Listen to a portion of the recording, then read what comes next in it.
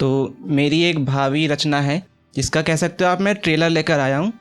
तो आप भले ही तालियां ना बजाइएगा, लेकिन जो दृश्य सामने चलो उसको जहन में भरते चलिएगा। है जगती तुम में कमजोरी, आओ बल का परिचय देता हूँ। द्वापर के एक लाल की गाथा तुम्हारे समक्ष में कहता हूँ। अरे नहीं नहीं, वो कृष्ण नहीं, हाँ पर कृष्ण के जैसा है। कुरुकुल का बच्चा बूढ़ा उसे वीर अभिमन्यु कहता है। वो बालक जो गर्भ के भीतर शिक्षा दीक्षा लेकर आया, रहना मुझसे खबरदार ये मृत्यु से वो कहकर आया। अर्जुन का गांडीव भी जिसके पैरों को छूता हो, ये वही पुत्र जो शौर्य में अपने पिता से ऊपर रहता हो जना भले ही सुभद्रा ने, पर पुत्र वो पांचाली का। हरिहलधर मामा जिसके औशस्त्र जो महाकाली का, अपने तात दुर्योधन को ऐसी चुनौती दे आया। वो 15 वर्षीय बालक से पत्तों जैसा थर्राया। और कैसी थर्राहट कि इस बालक का वध देखो है अनिवार्य ओ अंगराज। है जब तक ये रोढ़ा आगे तब तक युधिष्ठिर का है ताज।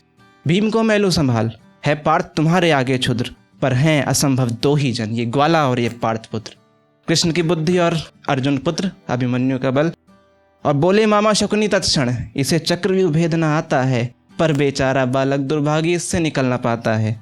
कुटिल कुबुद्धि शकुनी ने फिर ऐसा जाल बिछाया, बांध लिया था द्रुपद को और अर्जुन दूर पहुंचाया।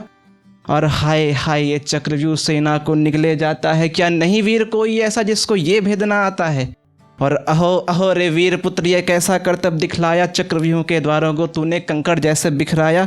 दुर्योधन उतने पर बोला, वीरो दया न तुम इस पर खाना। जब तक सूर्य न होता अस्त तब तक इसको तड़पाना। पर कैसा ये वीर लड़ाका, मेरा तीरों पर तीर चलाता था। दुर्योधन की सपनों की जैसी लाशों पर लाश बिछाता था। उतने से ही घेरे में वो मारुत जैसा उड़ता था। कुरुक्षेत्र की भूमि पर वे प्रलयंकर बनकर फिरता था। रण कौशल से भयभीत सब कोई निकट न आता था। जो भी अरिसाहस करता उसका मस्तक कट जाता था। और आया चिंता में दुर्योधन, पासा उल्टा पड़ता जाता है। जिसको निगलना हम चाहते थे वो तो सेना खाए जाता है। और ये पहला तीर धंसा आकर सीधा हृदय में, कर्ण का पहला तीर। और ये पहला तीर धंसा आकर सीधा हृदय में, इससे बढ़कर दुखकारी आखिर देखा क्या ही समय ने।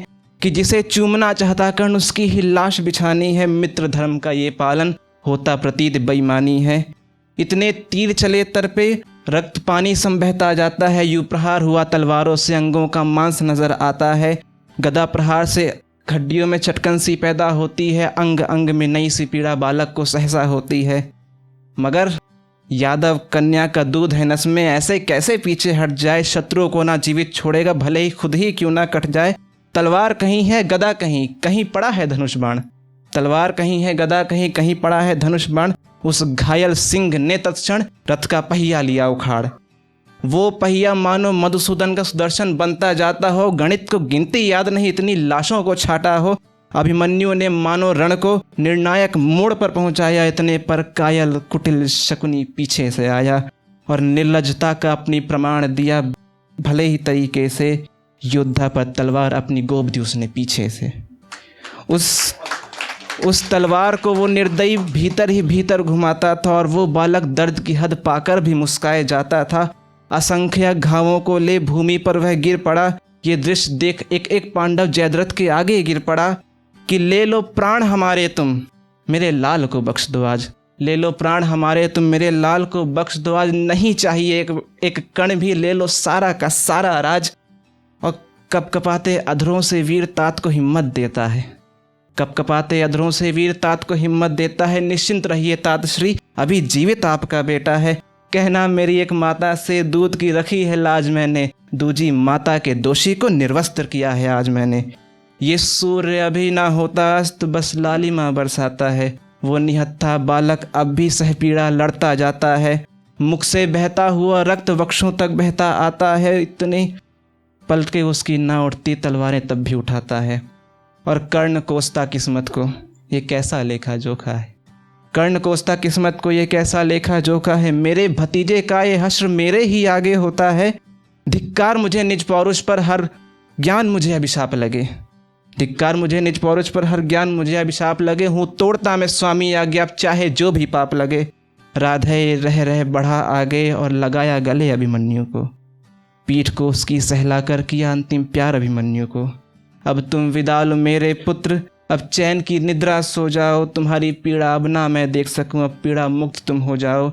इतना कहकर कर्ण बढ़ा और तलवार उसने गोद दी। इतना कहकर कर्ण बढ़ा और तलवार उसने गोद दी, जैसे नवजात को माता देती वैसी ही उसने गोद दी। और कहते हैं कि उस दिन अभिमन्यु की मृत्यु के बाद तुरंत सूरज अस्त हो गया था। तो उसके अगले दिन संसार क्या कहता है कि गगन में है जो धोखा है, गगन में है जो धोखा है, जो दिन भर था कल ढल गया, यहाँ रात होती है बस, वो दिनकर भी कल मर गया। नमस्कार, मैं सत्यम फतेह यादव।